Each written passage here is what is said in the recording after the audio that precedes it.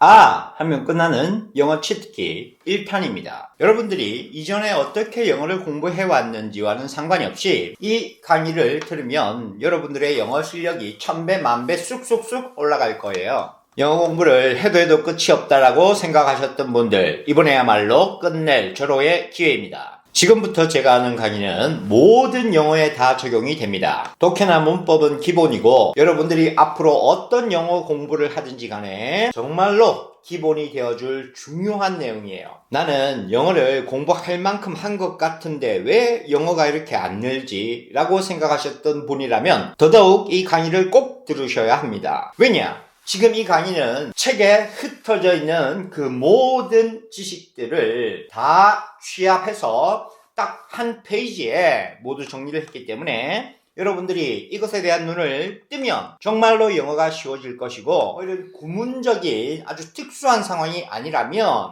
제가 100% 자신 있게 거의 모든 문장을 해석할 수 있다고 말씀을 드립니다.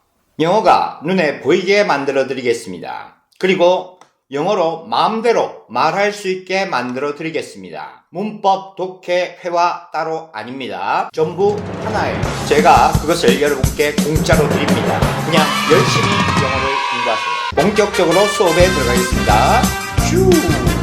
보세요. 영어를 잘하고 싶다라는 생각을 누구나 하죠. 그럴 때 영어를 잘하기 위해서는 어떻게 해야 되느냐? 수많은 방법론이 있습니다. 지금 선생님이 말하고자 하는 것은 방법론이 아닙니다. 어떤 방법으로 하느냐가 물론 중요할 수도 있겠지만 보다 더 중요한 것은 어떻게가 아니라 얼마나입니다.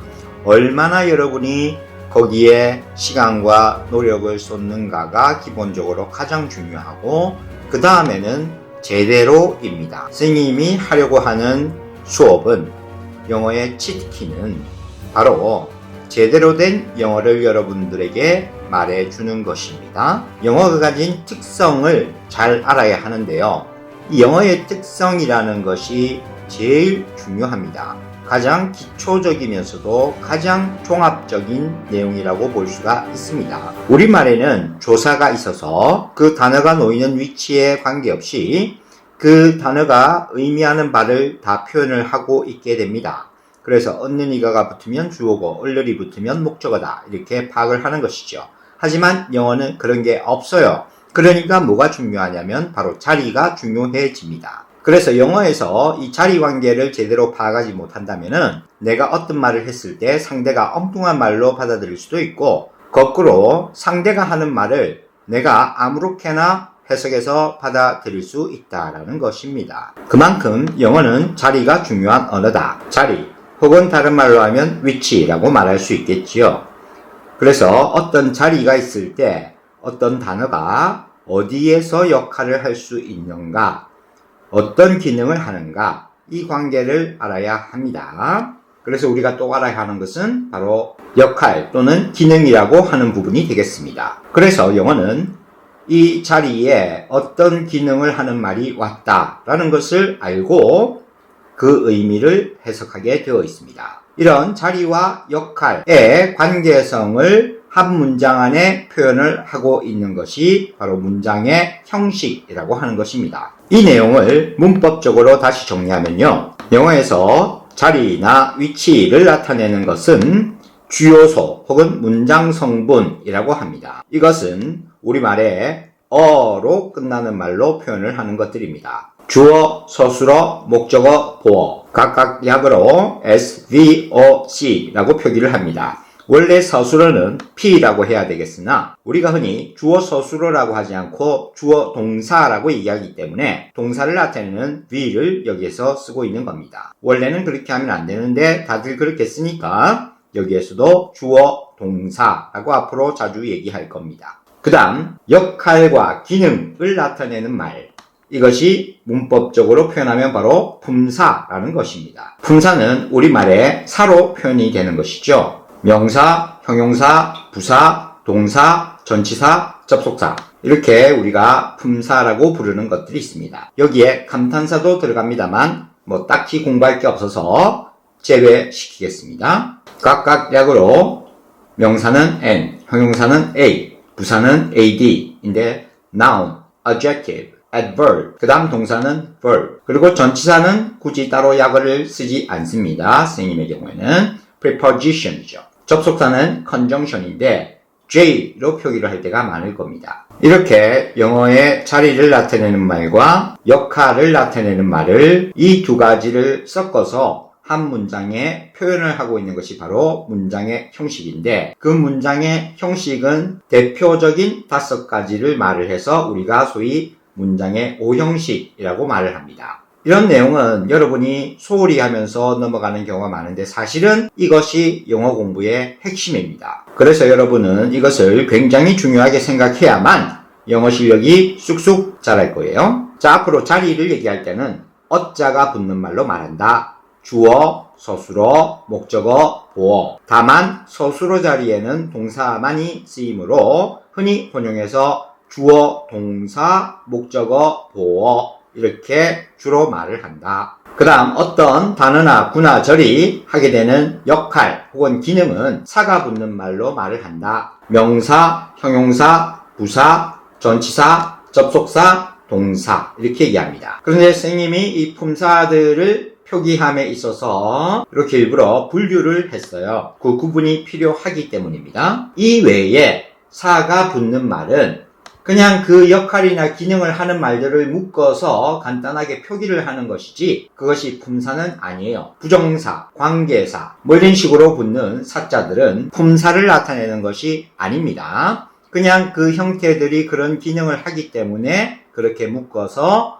무슨 사라고 붙여놓은 이름일 뿐입니다. 혼동하지 마시기 바랍니다. 그럼 여기에서 품사를 이제 분류를 좀 하겠습니다. 첫 번째 줄에 있는 이 품사 3가지죠. 명사, 형용사, 부사. 우리는 이 3가지 품사를 구분하는데 총력을 기울일 것입니다. 동사는 문장의 뼈대를 구성하는 기본 단위이기 때문에 중요합니다. 바로 영어의 핵심은 동사이기 때문에 그렇습니다. 다른 게 다 없어도 동사만은 있어야 합니다. 그리고 이 동사가 어떤 동사냐에 따라서 문장의 구성이 달라질 수 있기 때문이죠. 예를 들어 자동사라면은 뒤에 그냥 떨거지로 부사 같은 것만 와도 되지만 타동사가 오면 목적어라는 것을 뒤에 취해야 하기 때문이죠. 이와 같이 동사가 바로 문장의 형식을 결정짓는 중심뼈대 핵심이다. 그 다음 전치사와 접속사 요 2가지는 확장단위라고 합니다. 그러니까 이에 대비해서 위의 것들은 기본 품사가 되겠고 여기에 있는 전치사와 접속사는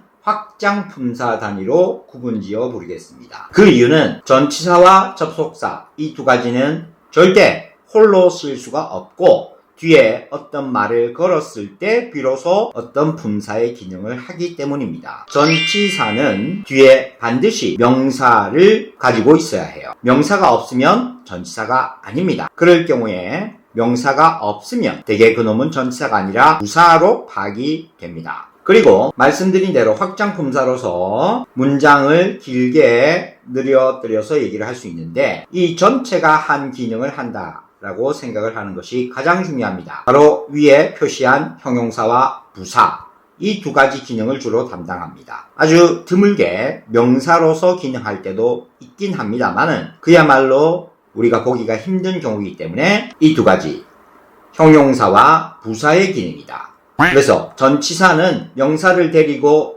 다니면서 문장 안에서는 기본 품사 중에 형용사와 부사 2가지 기능을 담당합니다. 둘 다 수식어구죠. 그래서 전치사가 왔다라는 얘기는 수식어구가 시작된다라는 표시로 봐도 좋습니다. 그러니까 여기부터 개떨거지 수식어구라고 생각해도 좋다는 거죠. 그래서 전치사는 떨거지 대장 그리고 선생님은 전명구 이러한 형태를 구라고 하는데 전치사 명사를 합쳐서 전명구 전맹구예요. 맹구처럼 막 오만 때만데 다 붙어 다니면서 참견하고 수식하고 붙어 있기 때문에 맹구라는 표현을 좋아합니다. 전 맹구예요, 개떨거지예요 이런 얘기입니다. 그 다음 접속사입니다. 아래쪽에 보죠. 이 접속사라고 하는 것 역시 단독으로는 절대 쓰이지 못하는 확장품사이고 접속사가 온 순간 새로운 문장이 확장이 되더라 라는 겁니다. 그래서 새로운 절을 이끌어서 문장을 확장시키더라. 그리고 이렇게 접속사라는 놈이 이끄는 절이, 이 절이 전체가 역시 기본 품사의 기능을 담당하게 됩니다. 명사, 형용사, 부사 세 가지 기능을 다 할 수 있게 되죠. 이 전체가 그렇다는 얘기입니다. 접속사는 절을 이끌어서 하나의 문장을 형성해서 그 전체가 명사이거나 형용사이거나 부사의 기능을 담당한다. 그래서 우리는 명사절이다, 형용사절이다, 부사절이다 이렇게 부르게 되는 것이지요. 그러니까 위에서 봤던 기본 품사의 역할을 모두 할 수 있게 되는 겁니다. 그런데 모든 접속사가 그런 것이 아니라 사실은 종속 접속사입니다. 종속, 말 그대로 어딘가에 속해 있다, 딸려 있다 그런 뜻이에요. 우리가 아는 대부분의 접속사들이 종속 접속사에 들어갑니다. 그래서 보통 그냥 접속사라고 얘기를 해버립니다. 종속 접속사가 아닌 것은 뭐가 있느냐? 여기에 살짝 내놓은 and, but, or 그리고 참고로 얘기하자면 for나 so도 여기에 들어갑니다. yet 같은 것도 그렇고 얘들은 등위 접속사라고 합니다. 등위 접속사란 두 개의 절이 있을 때 어느 한쪽에 치우침이 없이 어디에 소속되지 않고 개별적으로 따로따로 있다는 뜻이에요.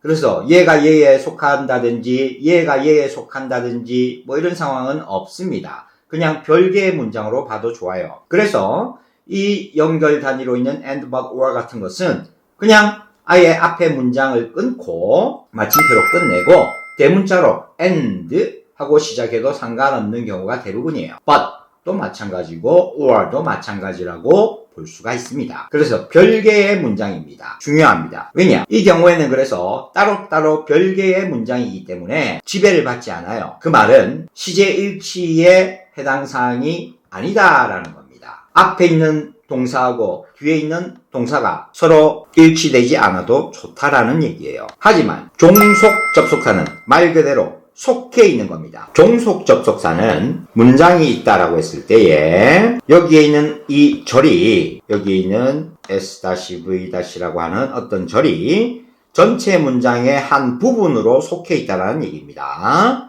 전체의 한 부분으로. 그렇기 때문에 이 문장의 어딘가에 기준이 되는 중심 동사가 있다라고 한다면 반드시 그 중심이 되는 동사의 지배를 받는 수밖에 없어요. 그러니까 거기에 따라가야 됩니다. 여기가 현재면은 뭐 과거, 현재, 미래 다 쓸 수 있지만은 여기가 과거가 돼버린 이상 여기서는 과거나 과거 완료 같은 것을 써야 한다. 이러한 시제일치의 지배를 받게 돼버립니다. 그래서 기본적으로 접속사의 분류를 아는 것이 좋습니다. 그 다음 준동사로 가겠습니다. 준동사를 어려워하는 사람들이 꽤 많은 것 같습니다. 하지만 알고 보면 별게 아니에요. 지금 보이는지 모르겠지만은 여기에 눈금 화살표가 있고 여기에도 눈금 화살표가 있습니다. 서로 상호작용을 한다 라는 걸 알 수가 있어요. 우리가 문법책을 공부했을 때 많이 보는 문법 연습 중에 하나가 단문, 복문 전환이 있죠. 그러니까 위의 것이 사실은 복문에 해당이 되는 것이고 아래에 있는 것이 사실은 단문에 해당이 되는 것입니다. I thought that 접속사를 썼습니다. He was kind. 자, 이렇게 나와 있는 문장이죠. 나는 생각했다. 그가 친절하다고 생각했다. 자, 지금과 같이 문장에서 보시면 동사의 시제를 일치시키고 있는 것을 확인할 수 있지요. 문장의 주가 되는 동사가 과거 시제로 나와 있어서 여기에 안에 속해 있는 절의 동사도 과거 시제로 표현이 되고 있습니다. 이와 같은 현상이 바로 이런 종속 접속사에 딸리는 문장에서 나타나는 현상이에요. 이것을 우리가 간단하게 소위 단문이란 형태로 표현하면 어떻게 되느냐? 단문이란 주어 동사가 하나 있는 문장을 얘기합니다. 복문은 이렇게 주어 동사가 2개 이상 있는 종속 접속사로 연결된 문장을 얘기해요. 이런 전문적인 표현은 공부하는 학습자가 굳이 배울 필요는 없습니다. 주어 동사가 2개 있는 문장을 하나로 줄여야 되니까 이제 접속사는 기능을 할 필요가 없게 되어서 없어집니다. 그래서 that은 필요가 없어요. 그 다음 여기에 있는 he는 문장에 주어 있는 I와 다르기 때문에 어떻게든 표현이 돼야 되겠죠. 이제 여기에 들어가서 이제 표현이 될 때에 자리를 보면 주어 동사 다음에 오는 목적어 자리가 됩니다. 그래서 he를 목적격의 형태인 힘으로 표현을 하게 되죠. 그 다음에는 여기에 있는 동사를 가져와서 준동사라고 하는 투부정사 형태로 to be라고 표현을 하면 됩니다. 그 다음 뒤에 남아있는 나머지의 것들을 그대로 가져와서 써주기만 하면 돼요. 그래서 나오는 문장은 I thought him to be kind 가 되는데, 영어의 특징은 굳이 표현할 필요가 없는 것은 생략하는 현상이 있죠. 그래서 여기에서 별 큰 의미 단위가 없어 보이는 to be는 흔히 문장에서 생략이 됩니다. 이 to be 부분이. 그래서 이 부분이 생략이 되면 물론 써도 좋고요. 생략을 하게 되면 I thought him kind와 같은 주어, 동사, 목적어, 목적보호에 문장에 주어, 동사가 하나가 있는 단문의 형태로 표현이 되고 있음을 확인할 수 있지요. 이와 같이 사실은 종속절과 준동사의 부분은 서로 거의 같은 내용을 전달하면서 단문, 복문 전환이 많이 이루어지는 것입니다. 굳이 이걸 설명한 이유는 뭐냐 하면 핵심은 여기에 있습니다. 종속 접속사가 이끄는 이 문장이 명사절, 형용사절, 부사절로 사용이 됐던 것처럼 바로 여기에 쓰이고 있는 이 준동사가 이끄는 이 형태도 문장에서 명사나 형용사나 부사로 쓰이는 거예요. 그래서 눈치 빠른 분들은 아시겠지만 부정사의 용법으로 명사적, 형용사적, 부사적 용법이 있는 겁니다. 그 다음 ing도 명사의 자리에 있을 때가 바로 동명사라고 부르는 것이고, 형용사의 자리에서 쓰이면은 그것을 분사라고 부르고, 부사의 자리에 있으면 그것을 분사구문이라는 별칭으로 부를 뿐이에요. 이건 역시 그냥 선생님은 ing의 명사적, 형용사적, 부사적 용법이라고 부릅니다. 이름을 굳이 많이 만들어서 복잡하게 만들 필요가 뭐가 있겠습니까? 부정사의 명사, 형용사, 부사적 용법이 있듯이 ing의 명사, 형용사, 부사적 용법으로 충분하다고 선생님은 생각합니다. 어쨌거나 이렇게 같은 맥락 속에 있다라는 것을 아는 것이 가장 핵심이에요. 여기에 모든 비밀이 다 담겨 있는 겁니다. 문장의 형식을 공부해야 하는 이유는 바로 영어에서 중요하게 생각하는 이 네 가지 자리가 영어의 표현 방식이고, 그 어떤 단어나 구나 절, 이게 절의 형태고 이게 구의 형태입니다. 별거 아니에요. 이 전치사 명사도 구의 형태입니다. 결국은 명사절, 형용사절, 부사절, 명사구, 형용사구, 부사구, 부정사의 명사용법, 형용사용법, 부사용법 이런 식으로 부르는 것들이 사실은 다 같은 맥락 안에 있다라는 거예요. 마구마구 많아 보이고 길고 복잡하게 보이지만 결국은 명사, 형용사, 부사라는 이 세 가지 품사의 역할을 하더라. 맞나요? 영어는 이 세 가지의 구분, 명사, 형용사, 부사, 영어는 각각의 자리에서 이 세 가지 품사의 구분을 찾는 것이 중요하다. 왜냐하면 확장 단위가 되는 전치사 접속사도 알고 보면 이렇게 한 덩어리가 되어서 기본 품사인 형용사나 부사 혹은 명사, 형용사, 부사로 기능을 하기 때문이죠. 절의 경우라면 말이죠. 전치사 명사는 형용사나 부사, 접속사가 이끄는 절은 명사나 형용사나 부사, 부정사도 명사나 형용사나 부사, ing도 명사나 형용사나 부사의 기능이기 때문이다. 그래서 우리는 가장 기초적이고 기본적인 것 같지만 이것을 얼마나 빠르게 잘 찾아내는가에 영어 공부의 모든 것이 달려 있다. 1탄의 강의는 여기에서 마무리 짓습니다. 빠이.